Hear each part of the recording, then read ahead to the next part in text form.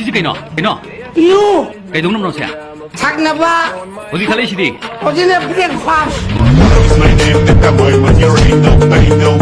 Yamna nungai to video mani ma'am sigi video si snong ma'am share to biramo mani bu film gi koi comedian ama oiriba ya ma guna mani akoi gi Pauna Bazar gi lambi gi matai da sau thau ya dana laire ma'am haiba video si ma'am na share ta guna gi music dakpham adagi di tayai every film the supporting role je yam no khalle yam haraole akoi de yam enjoyment adu akoi gi ngaktang awaba kawale ko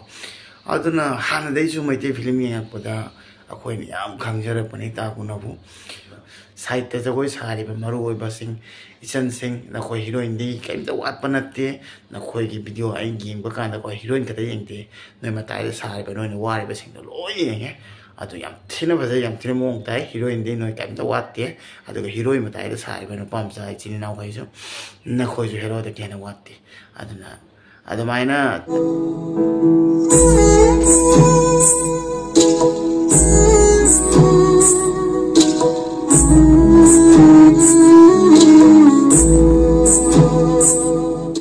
Mayam puno po yang puti na okay channel da taram nukchari mayam ngarang se video ma thengnai yam nungai te video se aina uru pakanda aina ura nungai da pok padang na mayam su nungai moina khalle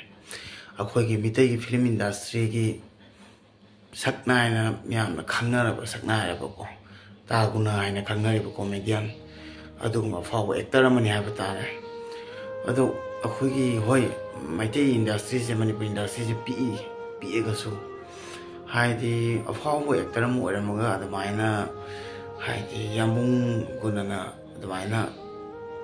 phammaga chari sing cha dana ge wakhan ngai dana lai ha base masi haksang ngamjri ra natraga mentally problem ra asi meam chang dana tang support tomina si aduga layang binasi layang bisi aduga ma pharak na bam ka ko Madamdi, I coina film Kumbakanda, film Yimbakanda, hero Matomdana Sunyaya de Samna Tagunagi, visit Dakpum, Adagi Tayai, every film the supporting roles, Yam no Kale, Yam Haraole, Aquade, Yam enjoyment, Aduka Quaking Actan, Awaba Kawaleko. Aduna Hanadeju might take film Yakuda, Aquani Yam Kangjara Panita Gunabu. Aduna supporting role tawriba mayam su yam chawa role ne akoi gi film ma kumbada aduna yamna makhoi su akoi na respect tawi mam thue hero ma da heroine ma da tawba tawna chapma ne hai dare ko aduna ai adala magadi asenga ai suraj ka tawga kai dana phamaga lai doi chalaga at least wari sana ga awana saruk yaraga kari kamai tawba ai angam help soidam tawrong ne khalla du lai tabani na Manipur la pakan dai soidana hanak ti yam mafaw actor akoi ta guna puna ba soidana sakani na word picture ai su khangde mi mo na aina pamjaba hero khangde actor khangde comedian khangde loina mak senung si aduna ano silakpa aduga wakhanu aktaba anaba la khotpa awa batarapa matam dati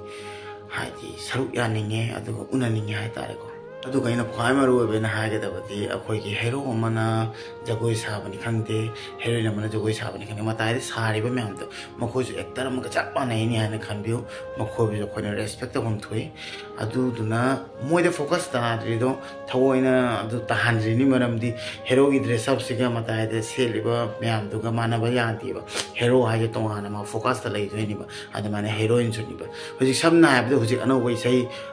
hoji kanna hit chat khiba ano ban pimcha ma phau khiba isan tete sapam ko tete sapam mai cha mama tomdana film o eziki album duga kummaga jagoi sara fajatoi natti ba mai manakta jagoi sari ban pimcha kai ji embu ichen sing do ambau tete sapam dei ta te masak loi phajai phijon phijit tagi mong tagi jagoi tagi loi hai ko but makhoi gi maning da akoi gi ingat pi na ba aduga makhoi gi financial problem masamak na album ma putho ka kumja ge ha ngam da ba adug moi kaya ma lei ba ki moi ju thok ta ba wani thok ga di loi na ma phau doi ni aduna ai gi rom da gi haijai jini back dancer oi biri ba nupa da khang den nupi da khang den loi na mak sa si head shop pi ke ni actor am ga actress am ga chak mane na khoi myam je maram di na अदुदो इराय लाइब थबक नते हाबता heroine मनिंग the hero की मताय the जगोय साबा heroine की मताय the जगोय साबा असमायना art Pamba मनिंग the थोकला याव ngamba हाइजा मसीजुने हेला की थबक नते अदुम यंगबिउ इसा यनो album थोइसिंगो आई ngasi आई हुजिक हाइजे हुजिक तैना यंगबिउ को एल्बम खर पुथो यंगबिउ को मताय द सारे ब जगोय सारे ब इचन गई यावरि बसिंग द मसा क्याम फजै अदुगा एक्ट्रेस समय क्वालिटी मोइद से जाओ बने अदबु लाइबक चाना मोजू नोमदी कुमक्नी खनजने तनी मोबू सपोर्ट तौर थोई है मो याद्रगद हूँ आई तोमदना कई तौ याद मैम लोन सूरगदने फिल्म बेट यानी कॉमेडियन यानी ममा साब रोल यानी मचन साब लोन पुल नॉट ओनली हीरो हीरोइन खतना यादे सिखने सी है हीरो हीरोइन एक्टर एक्ट्रेस मिनाइब खोट कई नतीब लोनमक से वैल्यूएबल पर्सन ने तागुना लेबदो चाका चादे है मैम मैम यंगरमनी खले सोसाइटी ग्रुप अखोई वाट्सएप ग्रुप खंगे सपोर्ट तौन इचिना मैम क्लब खंगे खंगे लोन सपोर्ट तौरमने खले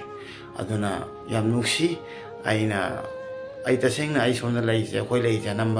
अखोई मितई इसना अनब तानी मनपुरी एल्बम मैतई फिल्म नुंगाइब थोकान अखोई लोई यंगतनी अखोईसु पामजब हाइसे हीरो हीरोइन लोनमक हानदई लेरबने अदुमाइना तागुना अखोइसे उबुबद नोग अखोई वखल नुंगाइरगा चाउथोइने हाइतारेको अदुगा सुमाइना अहन ओइसिलागा तागुना अखोइना मसा नुंगाइतबा सुमाइ तोरकोजे ननाव मैम लेरी चिनिनाव मैम लेरी मैमसिना अखोइना अखोइ यंगपो मथौनी अदुना असिदैसिगा अखोइगी फिल्म की ऑर्गेनाइजेशन गुम्बनसु यंगसिनमी लेनिंगी हाबदि एक्टर अमम ओइबिरमनिनाको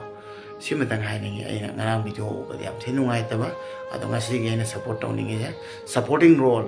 कॉमेडी वगैरह इचन वगैरह इमा वगैरह बाबा ओइबिरिबा अदुगा साइड ते जगोय सारिबा मरु ओइबा सिंग इचन सिंग नखोय हीरोइन दी केमता वाटपा नते नखोय की वीडियो आई गेंगबा कांदा को हीरोइन कते यंगते नै मताय सारिबा नोइन वारिबा सिंग लोय यंगे अदु याम थिना बजे याम थिना मोंग ताई हीरोइन दी नोइ केमता वाटते अदुगा हीरोइन मताय सारिबा न पामजा इचिन नाव खैजो नखोय जो हीरो द केना वाटते अदुना अदुमाइना तंजा चारगा बैक डांसर थाइनबा कांदा मथंग लापदा आइसु उनजगे अदुगा नोइदगे आइसु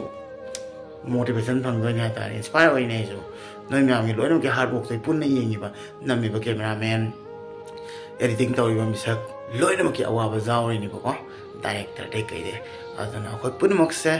नुक्सी अदुमाइ तौना लोइनमक मथौ ताइ अदुमाइना ngasi कॉमेडियन तागुना नानाबसे अखोइ म्याम चंगने येंगमिनसेको आई आदा लापो कांदा आइजु लागा उनजगे मसिबदंग हायरा ngasi वीडियो जो लोसिनजरगे आइना nga वीडियो याम थे नुंगारदबगिनि तागुना फिबम उबदा